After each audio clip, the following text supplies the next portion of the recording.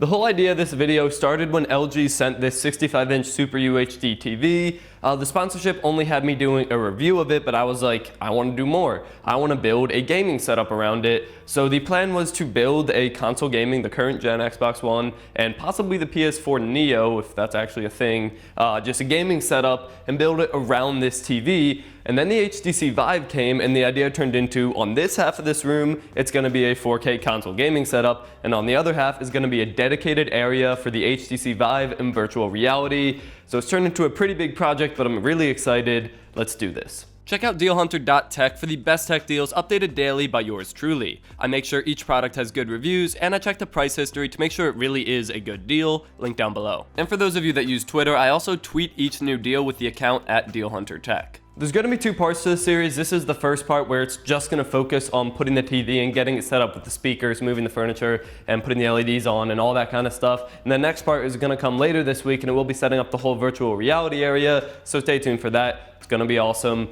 And I guess the first thing to do here is to make room for it. I want the TV in that center to be on that wall, so we're going to move the foosball table just kind of out of this area for now, and then move the TV over there, and then put some LEDs on it. So I'm going to be time-lapsing the whole thing, so time-lapse of moving the foosball table and just organizing things a little bit better, starting now.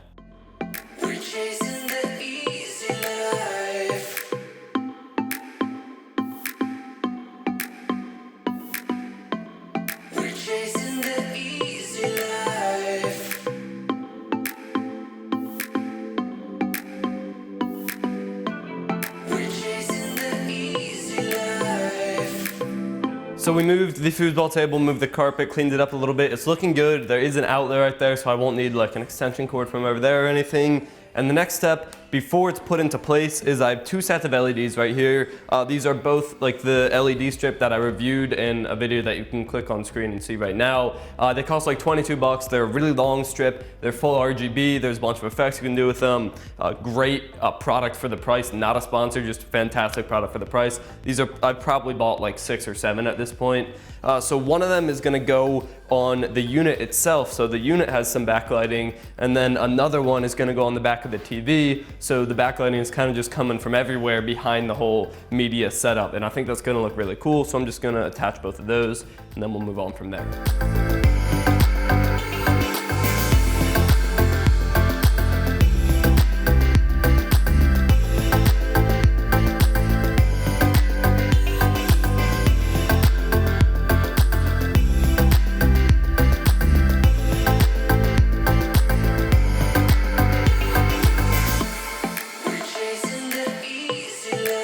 So the LEDs have been installed on the media center. Since it's wood, we were able to use staples to make it really clean and perfectly straight, whereas on the TV we use tape because I'm not going to staple through this TV. But there's a separate strip for both the TV and the unit, but since they use the same receiver, you can control it with just one remote, so you can change the colors. This one's not as responsive, I'm not sure why. You can change the colors to any color you want and whatnot. Let me change it back to red.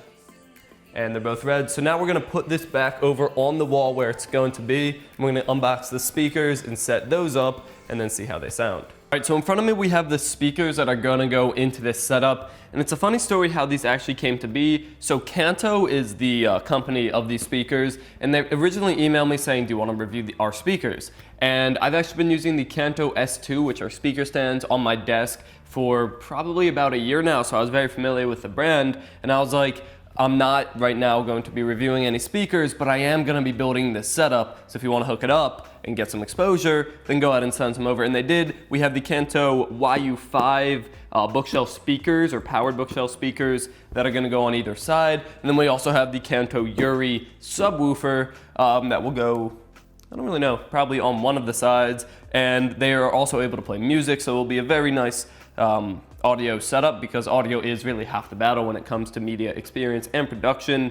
And then I also have these speaker stands that I actually have no idea where I got them, but I have them, so we'll be using them. Just go ahead and open one of these. It should be fairly simple to set up. I was talking to one of the guys at Kanto, and he assured me it's nothing too complicated. So these are the Kanto YU5s, and not only are they powered and able to connect to your TV, they're also Bluetooth and can be controlled with a remote, so I'm excited to try that out. This looks like I'm not sure yet. This might just be an optical. Yeah, this looks like just optical audio. So that's how we're gonna plug it into the TV. And you have Bose speakers here protected by a nice cloth because they are glossy speakers, so the cloth is probably to prevent scratching on the glossy finish. Very nice foam, soft foam padding in there. Good to see with a high quality product like this. So let's go ahead and unwrap them from the cloth and then check out what's in the box over here. Whoa, the gloss finish, the gloss white finish definitely looks really good. Wow. They're actually pretty big. I didn't really know how big they would be. I assumed that the YU5s would be bigger than their YU3 models. Look at that. Got a nice like carbon fiber Kevlar-ish tweeter right there. And a little knob, I assume, for just volume control. That is the left speaker? Yep.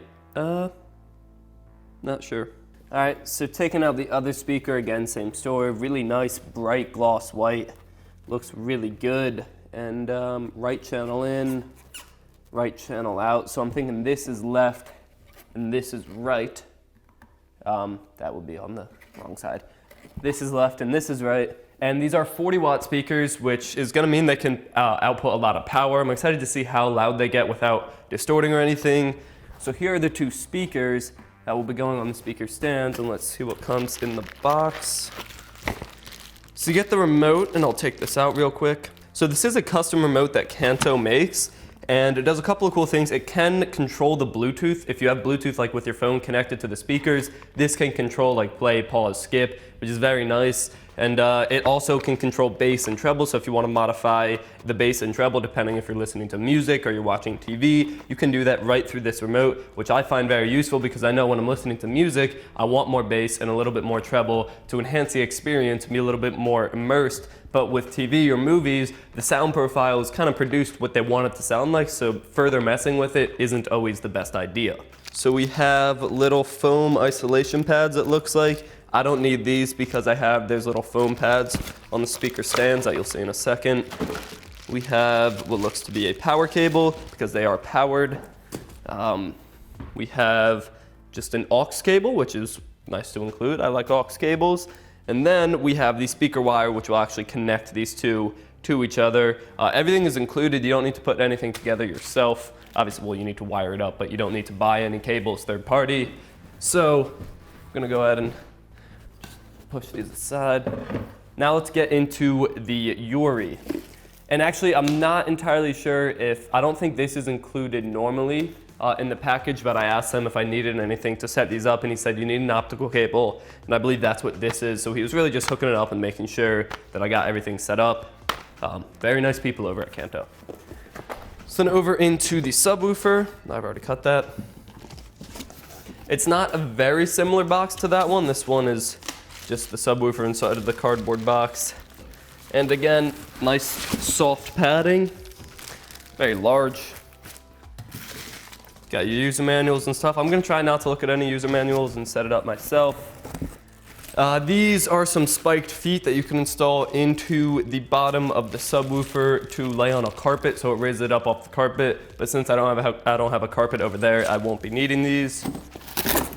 And then there is the power cable and the cable that connects the speakers to the subwoofer, so you're listening to the same thing on both, obviously.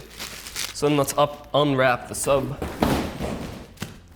Okay, so here it is. It did only come in black, so that's why it's not white and matching. Couple of things to note. As you can see here, it is ported, which it's really personal preference between ported and non-ported. A non-ported would look just more like a traditional speaker up here, but ported is generally regarded as better for some music genres like rap or some types of electronic, and that's kind of what I'm into. So I'm gonna be very satisfied with this. If you, whatever type of sub you get, it will do the job. These ported versus non-ported can just be a little bit better tuned for specific tastes in music. So you do see the port up there. It is downward firing, so the bass is gonna be going off the wood and reverberating around, which will work very well.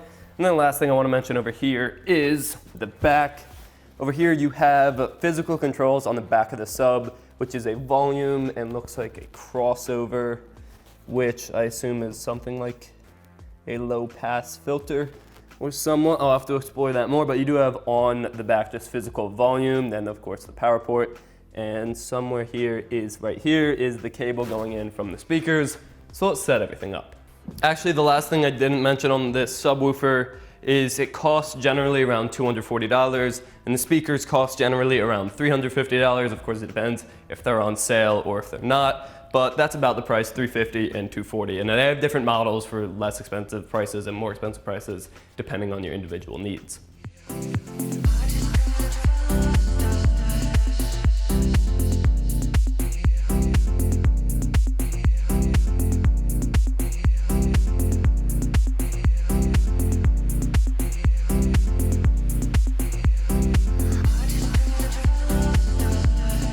So there we have it. It is all set up. We have it pushed back into the wall. The LEDs working beautifully. Speakers set up, subwoofer set up. We listened to the music. Actually, when we first turned the speakers on, we played them and we literally laid on the ground for 30 minutes and just listened to them. They sound incredible. The bass is extremely punchy and vivid. We also moved the couch over here with some foot pillows things. So you can really just lay down and chill, listen to music, watch TV. I will show that, I'll give you a little sound test. Honestly, we turned these speakers on, best sounding speakers I've ever heard. So here I'll just play a no copyright sound song.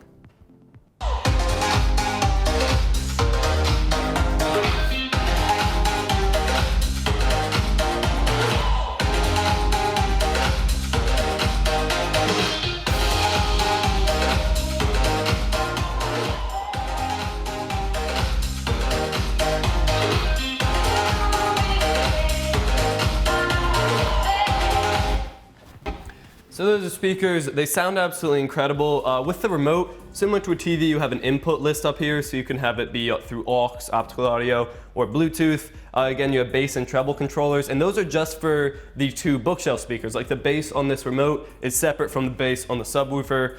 So generally I keep the bass down on the remote since I have that sub for the dedicated bass, and the bass controls on the sub are around back, and I tweak them to my liking. Sounds absolutely incredible. Huge thanks to Kanto for sending them out. I'm blown away. They do have less expensive models available if you do want to pick up a pair. Again, they're not a sponsor of the video, just incredible products. Thank you for sending them out. And the only thing I want to mention that's not an extreme positive with the speakers is that the volume control here with the remote and the speakers is separate from the volume control on your phone if you're connected via Bluetooth, which is very common with Bluetooth, but there are some devices and systems out there that sync those up, that volume, and I find that very nice because you only have to worry about one volume, whereas here you have to worry about two, but really not a big deal, and for how good they sound, it's no problem at all. And yeah, so that's this half of the room. That's the 4K console setup. Hopefully the PS4 Neo will come out, which would be 4K, which would be very nice to have on this 4K TV.